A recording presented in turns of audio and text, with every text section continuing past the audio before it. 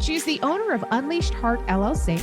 She's an advanced certified grief recovery specialist, a self-published author of a phenomenal book, by the way, a Reiki Master, a certified YouMap Coach, a certified Biofield Tuning Practitioner, and an End-of-Life Doula. Her name is Victoria Volk, and I'm super excited to have her on the show to talk about all kinds of stuff, but the book also. Hi, Victoria. Hi, thank you for having me. I'm also a mom and a wife. So oh my goodness. Yeah, that's a full-time job in itself. How do you do the other stuff? I have a full-time job too. Oh my gosh. Now, correct me if I'm wrong, but this is a very common trauma response that people get super busy with their lives. Is it super busy or is it like, I'm never bored? Like, yeah. I've never understood how people say I'm bored. Like, I never get bored. Like, I feel like there's just always something to do. There's always something to learn. And I think it's just more so my thirst to learn and it could be like I'm 45 and, it's like this, I want to get, it's like, I want to pack as much into the rest of my life as I can, I think too. And I think that's part of it. Yeah. Because I wasted so much of it on feeling like a victim. So, yeah. Yeah. Yeah. Same. Yeah. Oh, that brought back some weird memories for me. See, you're already hitting stuff in me. So let's with a little bit about who you are. Where did you grow up? Where are you originally from? Really a small town, less than back then it was about 1,000 people, and a little German town in North Dakota. I mean, the whole state's kind of German mostly, but yeah, now I live in a town of like 60 people and only about 45 miles away from my hometown. And we have dirt roads, no street lights. Wow. Yeah. Very. In that small of a town, with the age of the internet being what it is, do you still know all of your neighbors, or do you feel more of a distance because of the internet?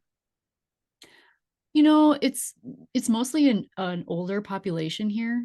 For a time, my husband and I were the youngest people that lived here. Wow. Yeah. Like in the city limits. So, oh my gosh. Yeah, it is. Everybody knows everybody. Everybody knows everybody's business, kind of thing.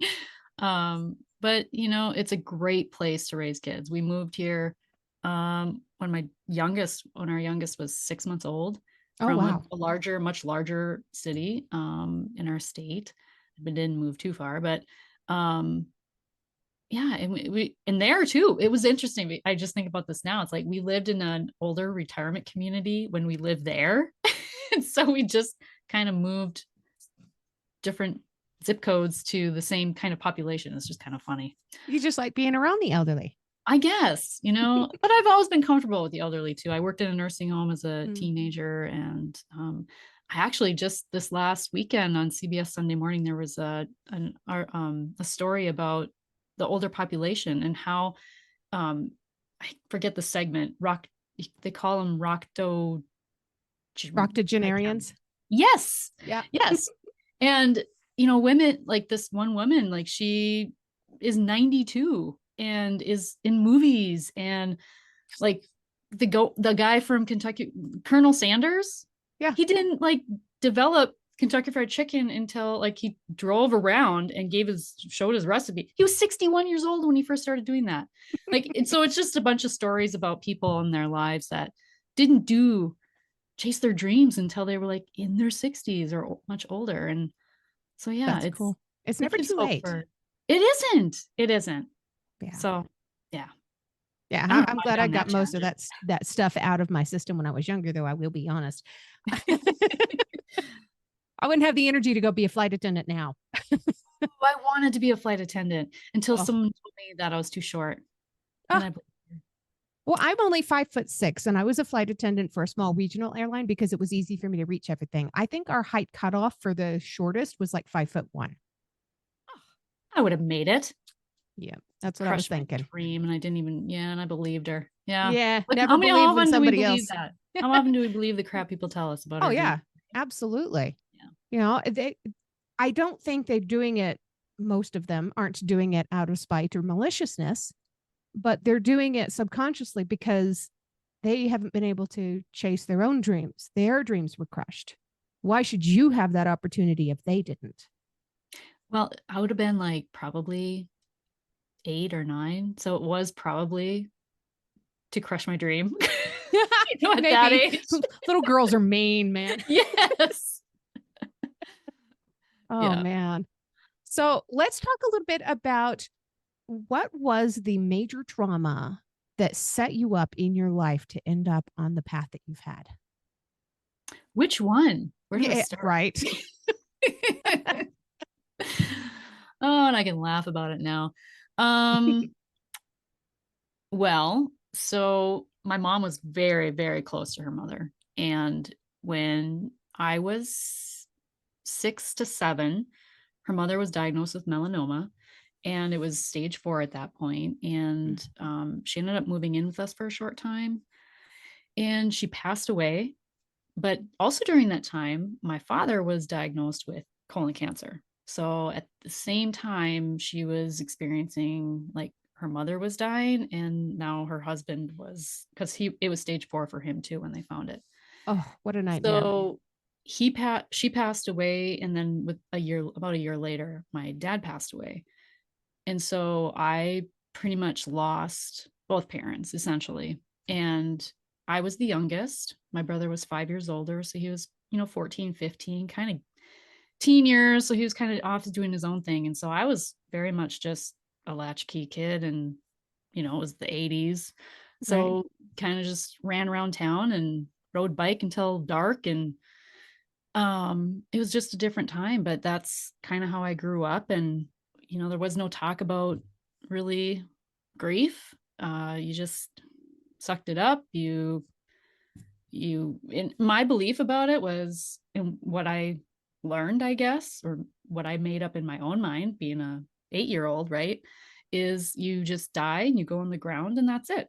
Like, there was no talk about, well, you can still talk to him and you can still have this relationship that continues. There's still, watching over you, or if you're having a hard day, you can, talk to him and things like that. Like, there was no, like, spirituality weaved into the loss itself. Right. And we stopped going to church, and my faith just, like, I blamed God, Oh, and, and like, my that's when you life need it just. most. Mhm. Oh, Then I was molested over a course of several years. And so going into my teen years, and the relationship with my mom was very strained, and she just wasn't capable of being the mom that I needed her to be. And there wasn't room for my grief and for what I was going through. And I mean, I won't get into the whole story about that, but it I just grew up very, like, I was the strong one, right? I didn't want to right. rock any boats. I didn't want to upset my mom. I didn't want to, um, it was, there was no room for my emotions. So I just really stuffed everything. So fast forward 30 years, actually more like 20, I had never been to a bar. I had turned 21. I hadn't even gone to a bar. But the day that my friend took me to the bar, boy, did I let loose. And I just made up for lost time, because I did go to occasional parties, in the high school years, but I was kind of a goody two shoes. Like, I knew right from wrong. Not that it was taught to me, but it's like, I just, wanted to do right, Right. and You had don't. enough problems. You want to start creating anymore. Yeah. And, I found I was actually the one that my friends came to when they had problems. Yeah. I was the strong one, And We got a so, lot in common, Victoria. well, and I was my mom's therapist. Like, I was everybody else's therapist, right? Yeah. But the helper doesn't get help, and the helper doesn't ask for help. So that caught up with me. And so when I got introduced to alcohol, whew, in my 20s, I knew every drink special there was in town every night of the week. Yeah. And then my life, like, for the following, like, for 2 years, it was like, I don't know how I kept a job. I don't know how I almost got my license suspended. I was a train wreck. I was like on the fast track to either jail or in the grave or Wow. something else, you know. Oh my gosh. And you know, I it was a prayer because then in that meantime, I joined the military. Um, I was in a 5-year relationship that started in high school, but it was starting to get really, really rocky. And then that it kind of ended. I ended that relationship. I went to therapy one time, a hypnotherapist in my, yeah, it would have been in my early 20s. And um that did give me courage to break off that relationship, which was not good for me. So after 5 years, I ended that relationship. Then I found alcohol, and then I made up for all of that. Woo. You know, so My gosh. so there was So, just a lot. And actually, too, I didn't mention this, but like when my dad passed away, I have a sister that's 9 years older than me, so she was getting ready to graduate mm, and join the military. So she was like my mother, my second mother, and she left, right? So so you my lost her grandma too. died, my mom died, or my grandma died, my dad died. And when my dad died, we actually lost like the relationship between his family and my family was completely fractured. They were no longer in my life. So I suddenly then lost my other sets of grandparents, my cousins, uncles, aunts. So I lost, it was basically growing up, it was me, my mom, my sister, and my brother. And I have a half brother, but he's had his own issues at the time and much older than me. Um, so it was just our very small unit family. And that's all I grew up with and really knew. And then fast forward after like the drinking and all of this, and I knew my life was like going down the hill fast, I just prayed. I said a prayer and I just wanted somebody who was good for me, who would be good for me. And turned out he was there all along. He was a guy I met. He moved to my hometown going into our junior year, but we just remained friends. We were friends for like 7 years. I wrote him letters when he went off to basic training, and we just kept in touch. We were friends. And so, yeah, he doesn't even really know what drew him to reach out to me or ask me out, or we don't even know how it happened. But after that prayer, like everything changed. Fast forward, married like 20 years, had 3 kids. That changed my life. It changed the complete trajectory of my life. Because of him too, I gained this humongous German Catholic family and Oh, found my faith again and completely just, yeah, flipped my world upside down in the best of ways. So, man, that's cool. yeah. That is cool. I, again, with the parallels though, when I turned 21, I was a brand new mother and I lived in a dry county. So there was no alcohol. I lived in a town of 163 people. Fast forward 4 years, I'm a bartender in Los Angeles. Whoa. Culture shock. Big time. Wow. Yeah. Yeah. And, I didn't meet him until just a few years ago, but I'm now married to the love of my life too.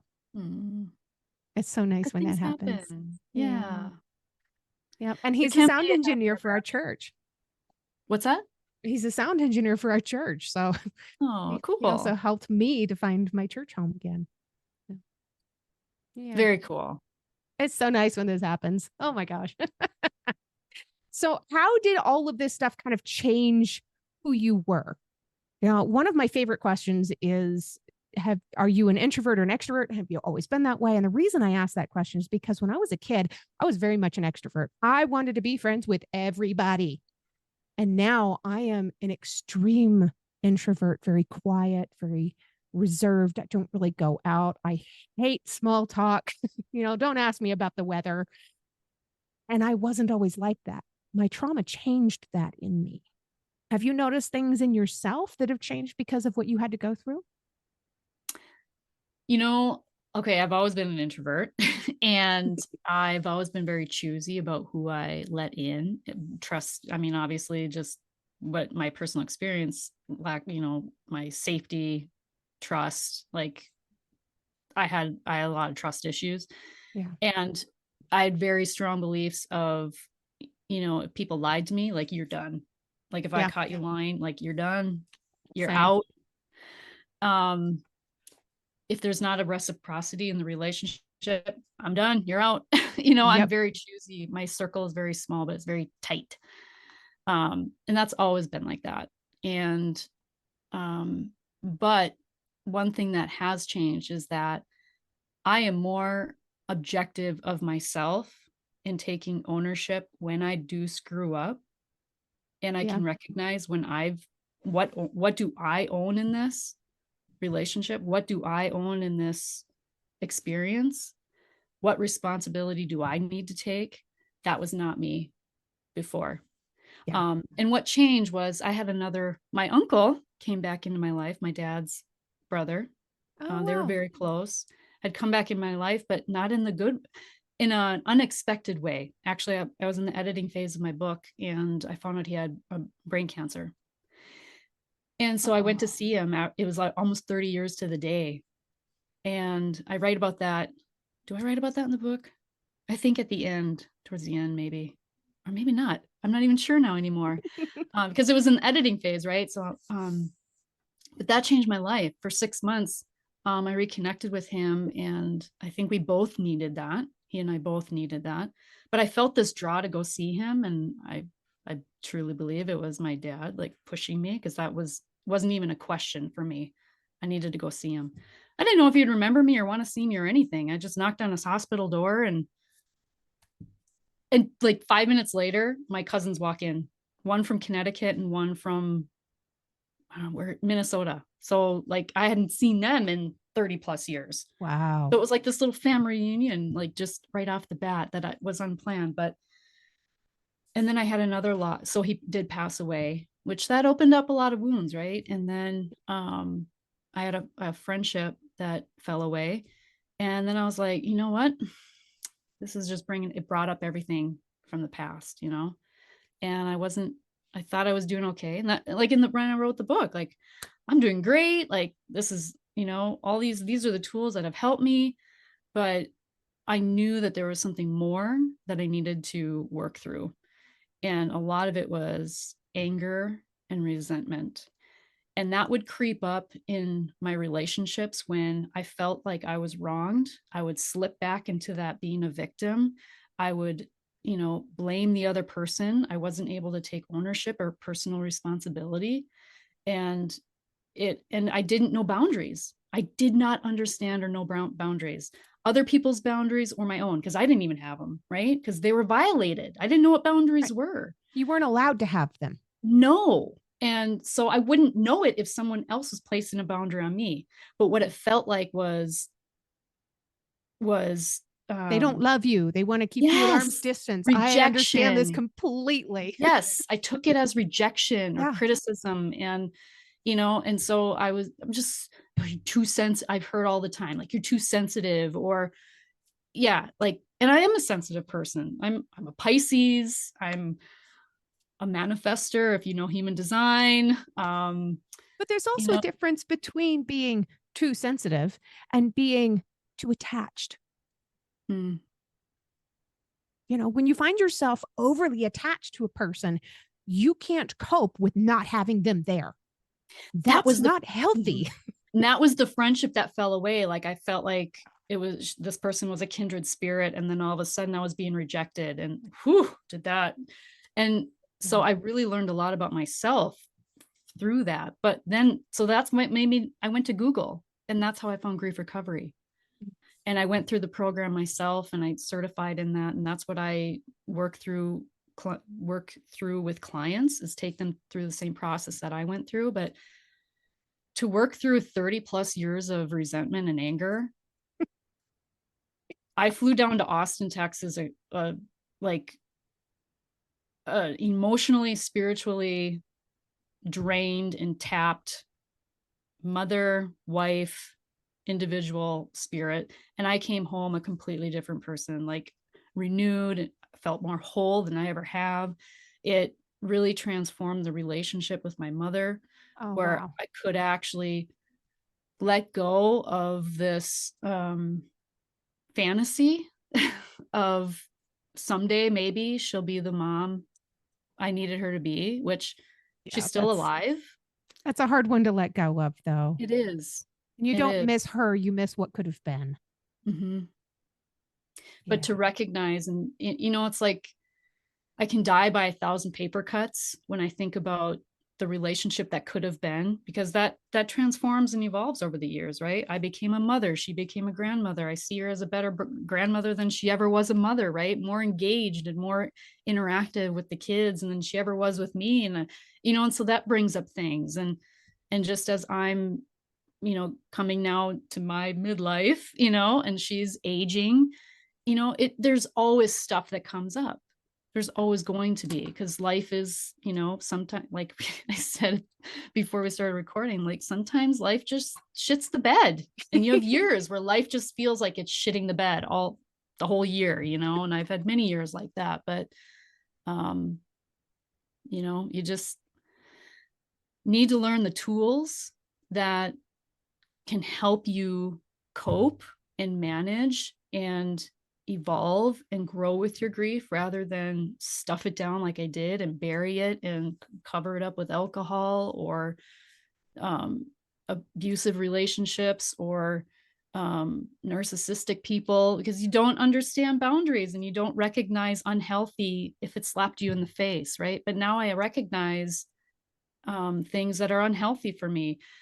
Because it's allowed, and actually grief recovery too opened up this whole world of like energy work for me. I became a Reiki that's how the energy work came about. Like because I dealt with all this emotional weight and I shed so much of that stuff, it's like it opened up my mind and like the antenna to be receptive of insights and things that were just coming to me that I never heard before, wouldn't have been receptive to, because I kept hearing Reiki, Reiki, Reiki. And I'm like, why do I keep hearing about Reiki? What is Reiki? Next thing I know, I'm like going through Reiki 1 and 2. And then 6 months later, Reiki Master. And let me go to the next level. And let me go to the highest level I can possibly go. Right. And then Biofield Tuning. What's that? And the science of it just drew me in. And so one thing has just led to another, to another, to another, to another. And it's just opened up my mind to what's possible. It's a beautiful journey. Mm-hmm.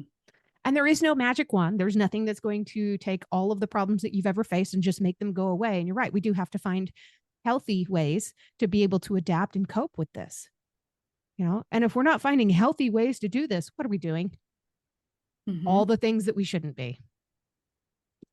And that's just the way it is. We have to find healthier ways to be able to cope with it and move beyond.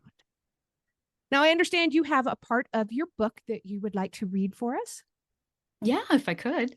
Absolutely. Can you tell me what page so I can follow along in my copy? Page 88, totally random. This is what the book opened to. So I felt like, well, maybe this is the message that we all need to hear. So it's grace and self-love is the little heading on it. Once you can recognize and acknowledge when you are beginning to blame and have taken inventory of the very thoughts you wish to change, know that being kind to yourself is one of the greatest gifts you can give to yourself. I'm going to start crying. You've already kind of brought a tear in my eye. We are so hard on ourselves and will find every reason to either make excuses if we have yet to acknowledge our personal responsibility or stay in victim mindset. A little trick I learned when I was doing my own self-work was to view myself as the child I once was. We are less likely to say out loud to our children or our imaginary child selves all the hurtful things we actually say to ourselves in our minds. If we would not tell a child they are stupid, fat, incapable, etc., then why on earth do we say these things to ourselves in the quiet of our minds? Wow. Ooh. Maybe some I needed to hear today. So it was also a little part that I had put a tab on that I wanted to bring up and talk about. Sure. Because this part of your book it bounced off of the inside of my brain like a rubber ball in a concrete room.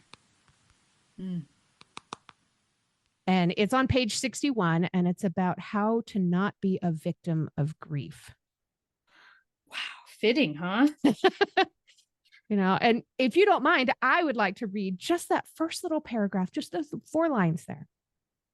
Can you escape victim mentality entirely? I believe it's mostly possible, meaning that eventually, with the exercises and resources shared, you will learn how to recognize it and be able to get out of it more quickly and not remain stuck there. How many of us have remained stuck in a victim mentality our entire lives, wearing it like it's a badge of honor? Like, this is something we need to be proud of. And everybody needs to know what I've been through, because then they'll understand me more. No, honey, you don't understand yourself enough yet. Mm-hmm. I love that. I remember when I was reading that part, I had to read it out loud to my husband, and I read it twice. Oh, it's so powerful. What you've written is so beautiful and so powerful. Sorry, I had to share that. That's probably my favorite part of the book. I have those words highlighted, and I'm thinking about printing them out and putting them on my wall as a quote from you, just in my office where I can see it every day. We have to escape the victim mentality. And that is honestly what I feel like is the barrier, and really ties our whole conversation together. It is the barrier of connection to others. When we cannot recognize what we have to own. And in grief recovery, we say just take 1% responsibility. If that is all you can take, is 1% responsibility, which is really difficult, especially in the case of abuse or something like that, right? But it's like, what can I do to move forward? What ownership do I have in staying in this emotional, stagnant, stuck place? I own that. I have to own that. And it's not the same as victim blaming. It's a completely different concept. Ownership and blame are totally separate. Yes. It's not a condoning either. It's, and forgiveness is a huge piece of the work that I've had to do and what we do in grief recovery too. And it's not about condoning or forgetting or just like, let go, let God. It's the most important aspect of forgiveness is taking action within your own life. And once you start to do that, you disarm all of that stuff that feels like an attack on you and your life and your spirit. And it's empowering. It really is empowering when you get out of that victim mindset.